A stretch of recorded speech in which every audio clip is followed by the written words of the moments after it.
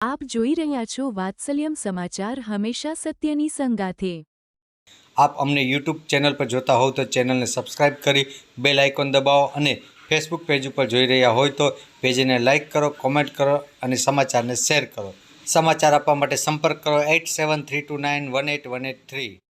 ગુજરાતમાં ઠેર ઠેર દેશી દારૂના અડ્ડાઓ ચાલી રહ્યા છે। ખુલ્લેઆમ લોકો દારૂ વેચી રહ્યા છે ત્યારે પોલીસ તંત્ર ઉપર સવાલ ઊભા થાય છે અને ખરેખર એવું લાગે છે કે ખરેખર પોલીસ હપ્તાથી જ આ દૂષણ ચાલી રહ્યું છે। ગુજરાતની અંદર મોરબી જિલ્લાના ટંકારા તાલુકાના અમરાપર ગામ પર ખુલ્લેઆમ દેશી દારૂ વેચતો શખ્સ જોવા મળ્યો।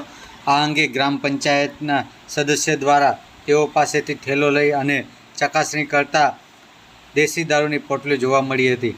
આ જોતાં એવું લાગી રહ્યું છે કે ખરેખર ટંકારા પોલીસનું નાક છે કે નહીં, કારણ કે ખુલ્લેઆમ આ રીતના દેશી દારૂ લઈને કોઈ વ્યક્તિ જતો હોય અને ટંકારા પોલીસ જોતી રહેતી હોય તેનો મતલબ એવો જ થઈ રહ્યો છે કે આ તો ટંકારા પોલીસ અધિકારીઓની નજર હેઠળ જ આ કામગીરી થતી રહી હોય અને ટંકારા પોલીસ ખુદ આમાં ભાગીદાર હોય તેવું લાગી રહ્યું છે। રિપોર્ટર ધવલ ત્રિવેદી, વાત્સલ્યમ સમાચાર, મોરબી।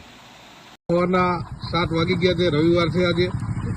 જીતેન્દ્ર મંજી વાઘેલા GJ 36D 9718 હજી કાલે જ આની સાથે બનાવ બન્યો છે અને આજે પણ માલ લઈને પહોંચી ગયો છે।